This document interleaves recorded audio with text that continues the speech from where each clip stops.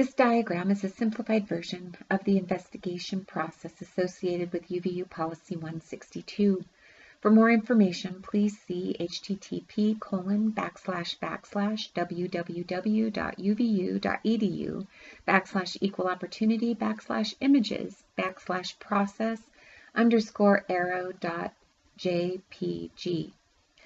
The investigation is an internal administrative process to determine whether, by a preponderance of the evidence, UVU policy has been violated.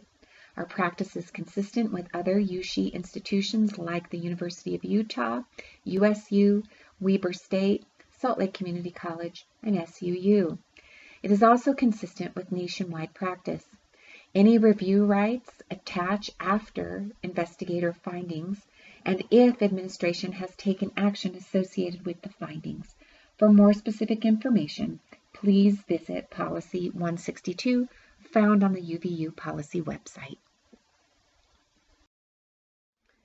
The first step in the process is the preliminary review. The preliminary review requires the investigator to gather basic information to determine whether there is enough evidence to suspect a policy violation has occurred. It is important that you provide all available information to ensure that investigators can appropriately understand the extent of the concern so they can take the appropriate next steps. If there is insufficient information to suggest a policy violation has occurred, investigators will not proceed to investigation. However, they will discuss with the complainant possible informal options to resolve their concerns. Under Policy 162, the person complaining is the complainant. The person complained about is the respondent. The Equal Opportunity Title IX Office has several options available to help address concerns. The first is early resolution, an informal process that can be used if someone does not want an investigation, and the process will likely resolve the concern. This is a great option to assist with miscommunications. Options such as mediating an agreement between the parties, separating the parties, referring the parties to counseling programs, negotiating an agreement for disciplinary action, conducting targeted preventative educational and training programs, or providing remedies for the individuals harmed by an offense are also available. Informal resolution also includes options such as discussions with the parties, making recommendations for resolutions, conducting follow-up review after a period of time to ensure the resolution has resolved the concerns effectively, or education. Note that mediation is not available for issues regarding sexual violence. In some cases, there is sufficient information to suspect a policy violation has occurred. In these cases, a full investigation will be conducted. A thorough look into the concerns is the best way to protect the complainant, respondent, and the university. Why are investigations a good idea? A timely investigation can prevent minor problems from becoming major problems. It demonstrates commitment to maintaining a safe and productive workplace. Failure to address concerns and complaints leads to disruption and discontent and detracts from our goal for inclusion. And finally, investigation enforces federal workplace conduct, inclusion, and safety requirements. The following elements require a full investigation: assault or indications of criminal touching, behavior that is shocking to the public conscience, sexual misconduct or violence, existence of witnesses or involvement from third parties, special expectations of a complainant or respondent, involvement of juveniles, clients, or board members, financial liability or lawsuit potential, long-term or repeated pattern, special status of parties involved, for example, supervisors, parties from multiple departments, allegations of reprisal or retaliation for filing a claim, reasons to believe a false claim has been filed. Designated management or HR officials have additional special reasons to require a formal investigation. Investigators are neutral fact finders who gather the evidence as reasonably possible, interview witnesses, determine their credibility, and decide if the conduct occurred as alleged. Elements of a reasonable investigation include The investigator is trained and neutral. The alleged respondent and complainant and all pertinent witnesses are interviewed. Relevant documents are reviewed. Each stage of the investigation is documented. A written report is prepared. Findings are communicated in a confidential manner to all interested parties and those who need to initiate any type of action. Misconduct stops, and future misconduct is prevented. I'd like to clarify the difference between investigation findings and conclusions. These can be a bit confusing.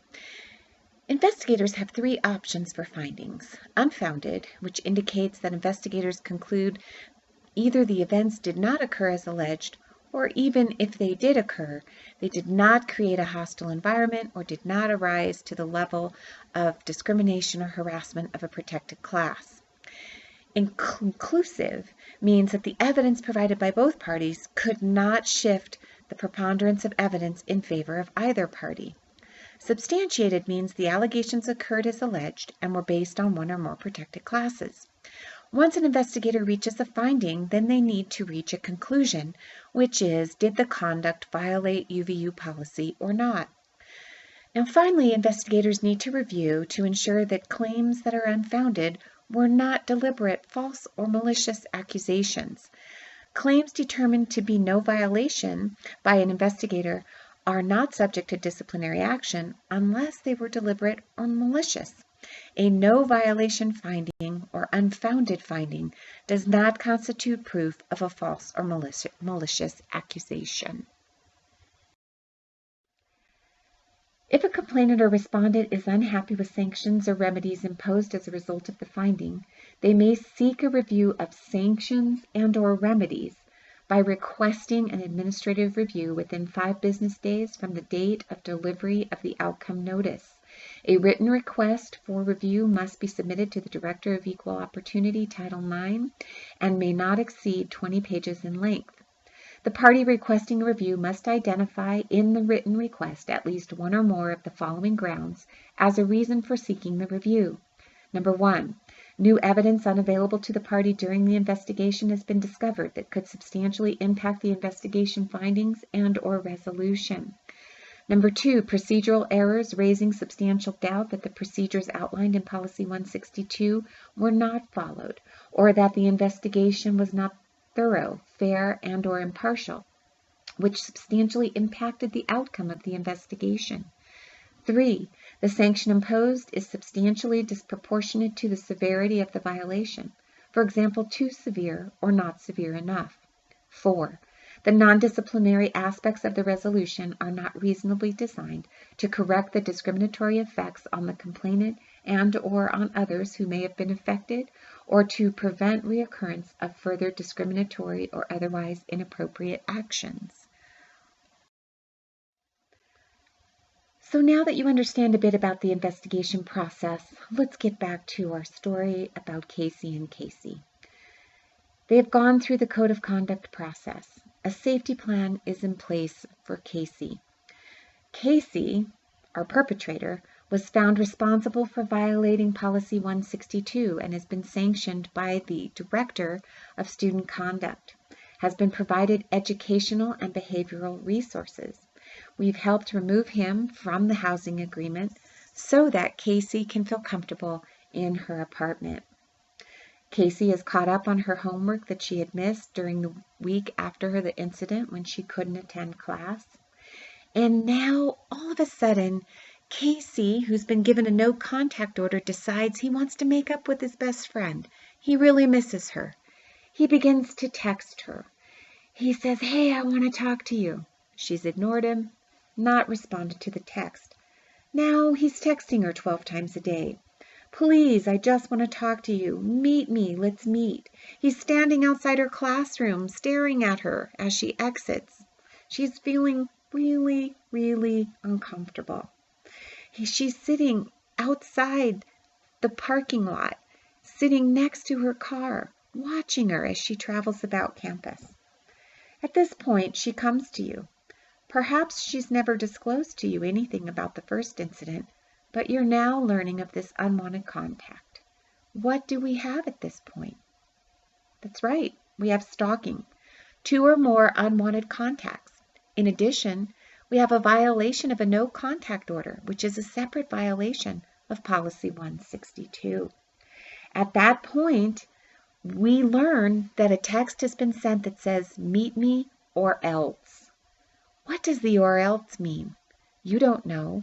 We don't know. We need to refer that to our behavior assessment team so they can determine whether or not Casey has a safety and security risk. So what do you need to do? That's right. You need to report that Casey has talked to you about the stalking and the safety concern within 24 hours. In this case, however, it should be sooner because you've learned of a potential safety threat. That point, we'll take it from there. The behavior assessment team will render an assessment, will provide help and support, and guess what? Because Casey has violated the no contact directive, because our steps and measures were not effective in preventing a hostile environment in the educational world, we have missed prong 2 of what the Department of Education expects. At that point, the director of the Code of Conduct will need to take additional action, which could mean suspension or expulsion.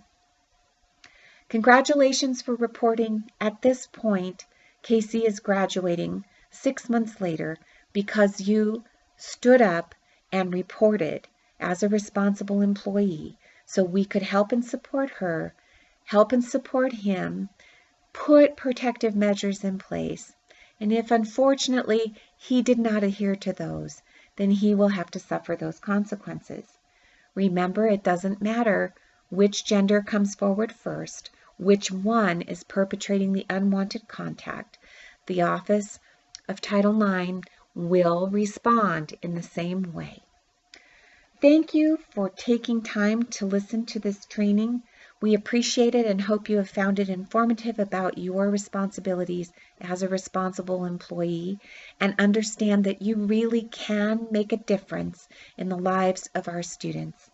We'd like to conclude with an important video that shows that you can step up and report in more than just issues of discrimination, harassment, and sexual violence. Thank you again. Remember, it is on each of us to step up. If we see something, we must say something.